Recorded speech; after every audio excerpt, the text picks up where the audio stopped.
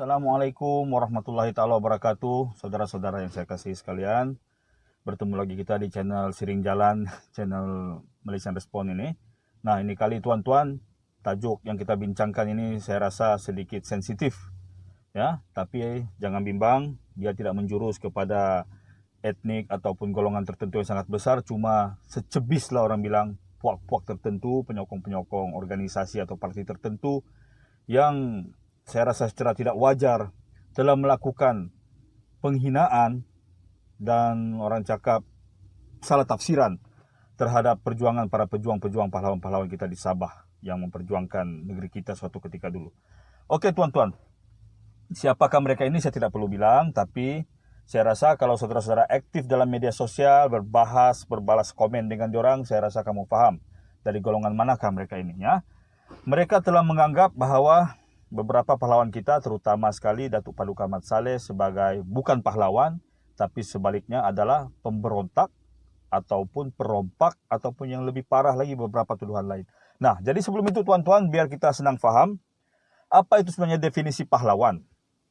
Pahlawan ini merujuk kepada seseorang yang berjuang atau berkorban bukan untuk dirinya sendiri, tapi untuk orang lain.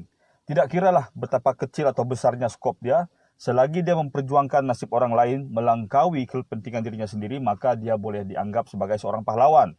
Contohnya seorang ayah yang keluar bekerja mencari nafkah, berjuang untuk hidup, itu boleh dikira pahlawan, kan? Ataupun seorang laki-laki yang mempertahankan cewek dia daripada gangguan orang lain, dia pergi tumbuk itu orang jahat, dia boleh dikira pahlawan walaupun dalam skill yang kecil. Dia tidak dikira besar atau tidak. Ada juga orang yang pahlawan besar, membunuh banyak orang, kan? Tapi dia tidak boleh dianggap sebagai pahlawan karena tidak ada apa itu orang cakap pengorbanan. Contohnya macam Genghis Khan dulu. Dia satu Asia dia pergi sapu, berapa juta orang dia pergi bunuh, tapi kita tidak boleh anggap dia seorang pahlawan karena negara dia tidak diancam. Sebaliknya dia keluar. Mungkin ada elemen dendam pada masa itu, dia berdendam dengan Khalifah Khalifah di Iran pada masa itu. Jadi dia melancarkan serangan besar-besaran, membunuh orang di sepanjang the path of war yang dia pergi lalu itu. Jadi dia tidak dikira pahlawan walaupun dia membunuh ramai orang. Jadi tuan-tuan, definisi pahlawan tidak dikira daripada orang cakap angka yang dia lakukan, tapi daripada pengorbanan yang dia jalankan. Jadi tuan-tuan, siapa pula orang yang berhak untuk menentukan seorang itu jadi pahlawan? Maksudnya siapa orang yang menentukan taraf kepahlawanan seseorang? Nah, biasanya tuan-tuan, hal ini akan ditentukan oleh para pengkaji sejarah. Ya, ada elemen tertentu, ada kaedah tertentu, dan ada tata cara yang perlu mereka ikuti untuk menentukan seseorang itu pahlawan. Tidak semestinya dia pandai main pedang sana sini dia pahlawan. Macam Robin Hood. Ada orang miskin menganggap dia pahlawan karena dia merompak orang kaya untuk memberi kepada orang miskin. Tapi cara dia salah, merompak itu namanya salah, kan? Jadi dia tidak dianggap pahlawan, dipersoalkan.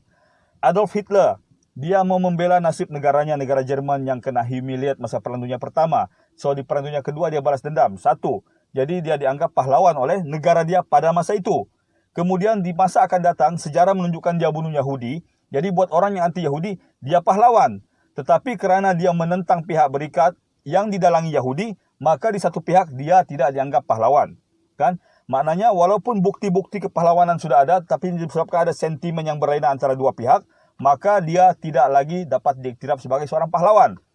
Contoh terdekat, Osama bin Laden. Bagi pihak barat, dia adalah seorang yang orang cakap the man who must be destroyed at all cost.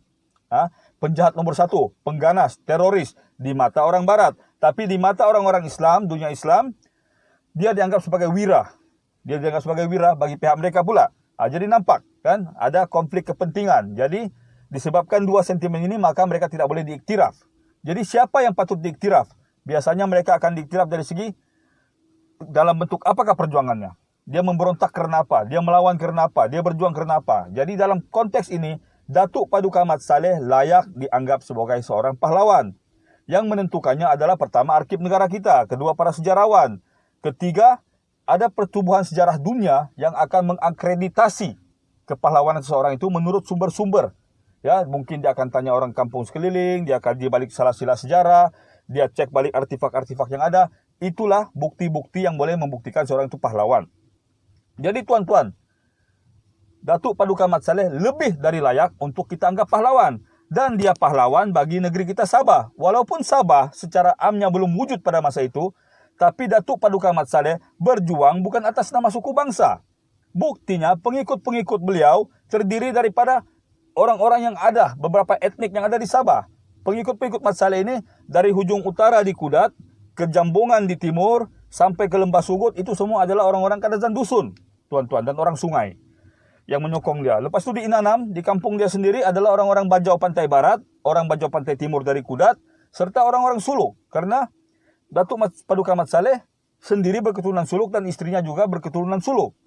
Setelah itu, semasa dia move pergi Tambunan, banyak daripada suku etnik Kadazan Dusun yang ikut membantu beliau dalam perjuangan, malah mendirikan dia punya kubu.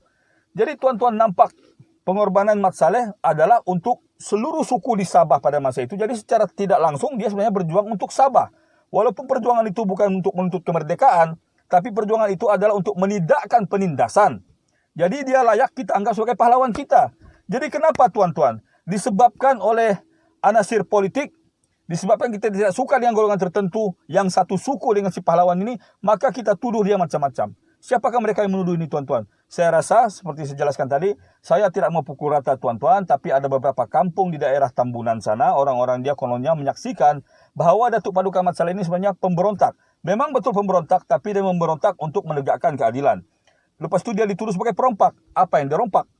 Orang cakap dia rompak kerbau, rompak orang cakap kambing, ayam semua. Menurut catatan sejarah tuan-tuan, dia tidak merompak. Dia meminta. Kerana dia tidak boleh keluar ke mana-mana. Dia bertahan dalam kubu. Air pun kena sekat. Ya? Dan Alhamdulillah ada sokongan daripada orang-orang di sekeliling dia yang membantu mengadakan hal-hal itu. Kemudian dia dituduh sebagai perogol. Kononnya dia minta perempuan. Ini alasan yang sangat tidak masuk akal tuan-tuan. Kerana sepanjang perjuangan Mat Saleh, orang yang paling dekat di sebelah kiri beliau adalah istri beliau sendiri. Ya? Putri Sulu, Dang Bandang ini adalah orang yang paling dekat sekali dengan Datuk Paduka Mat Saleh. Ya, kerana dia tidak boleh menginjak tanah, orang cakap. Ya, dia harus ditandu pada masa itu. Jadi kemana-mana Datuk Paduka Mat Saleh dia harus ikut. Jadi tidak mungkin Datuk Paduka Mat Saleh ada skandal. Jadi tuan-tuan cukup-cukuplah itu. Ya. Kita harus anggap beliau adalah pahlawan kita. Kita ada pahlawan lain yang bernasib malang juga. Macam Mbok Ali atau Syarif Ali di Pandasan. Dia tidak diiktiraf, tapi orang yang mengkhianati dia pula yang kena iktiraf. Nah, tidak payah saya sebut siapa, ada nama sekolah di Kota Belud, sempena orang yang mengkhianati Mbok Ali atau Syarif Ali. Kemudian Lieutenant Muda Imam Marajukin Al-Ahad, ya, hanya kerana dia berjuang dengan pihak Amerika pada masa itu, maka dia tidak diiktiraf. Tapi di museum diiktiraf, di dalam buku sejarah tidak diiktiraf. Kemudian gerila Kinabalu. Nama tim pun Kinabalu, bukan gerila Cantonese, gerila Hong Kong, gerila Shanghai. Gerila Kinabalu, diketuai Albert Koch. Siapa yang iktiraf dia? Diiktiraf kecil tapi tidak diperbesarkan sejarah dia. Jadi tengoklah, malangnya nasib pahlawan-pahlawan kita. Kita harus memperbesarkan sebenarnya. Kita tidak mengagung-agungkan, tapi kita harus menghormati dan orang cakap menganggap pahlawan ini adalah sebagian daripada sejarah dan diri kita. Cuba bayangkan tuan-tuan, kalau bapak mama bilang Mat Saleh pemberontak, tapi cikgu bilang dia perwira, tidak confuse ke anak-anak. Apa ini dia bilang mana satu yang betul? Jadi saya mohon kepada saudara-saudara sekalian, hilangkan kekeliruan ini. Jangan kerana orang-orang tertentu daripada golongan tertentu yang sedikit ini, yang konon-konon komen-komen di Facebook, di blog-blog mengatakan diorang ada saksi, nenek diorang ke Datuk, diorang menyaksikan Datuk Mat Saleh pengkhianat. Jangan kerana komen-komen ini kita percaya. Sebab apa? Akreditasi sejarah yang diberikan pada Mat Saleh itu bukan calang-calang. Sudah dikaji. Sudah dikaji oleh para pengkaji sejarah. Siapakah dia? Bagaimana bentuk perjalanan perjuangan dia? Apapun cara dia berjuang. Kita bukan tidak tahu dengan siapa dia berlawan. British. British kalau pasal putar belit cerita dalam dunia ini nomor 1. Ya? Tengoklah sejarah-sejarah besar. Ya, sejarah-sejarah besar dalam dunia ini diputar belitkan oleh pihak British. Jadi, secara teorinya, bukan teori lah, secara nyatanya, Mat Saleh menepati ciri-ciri seorang pahlawan. Karena sudah ada bukti-bukti menunjukkan daripada segi tari ataupun bukti pertempuran ada. Ya, dalam dunia ini tuan-tuan, kepahlawanan seseorang itu seperti yang di peringkat pertama saya bilang tadi, tidak diukur dari kecil besarnya perjuangan dia. Sebab kalau kita anggap begitu, maka Robin Hood tetap dianggap pahlawan lah, walaupun dia merompak. Nanti ada pula yang orang anggap Ultraman ataupun Avengers itu pahlawan. Sebab dia orang melawan sama raksasa lagi besar. Tapi itu tidak boleh kita ambil kira kerana itu bukan kejadian di alam nyata. Jadi saya mohon tuan-tuan, hentikan penghinaan. Ya. Datuk Paduka Mat Saleh tidak berjuang atas nama suku bangsa. Dia berjuang atas nama daerah yang dijajah British pada masa itu. Jadi tuan-tuan, Assalamualaikum warahmatullahi taala wabarakatuh. Bersatulah kita tolak tepi fitnah-fitnah, elemen-elemen yang boleh memecah belahkan perpaduan kita di negeri Sabah. Boleh bah kalau Sabahan?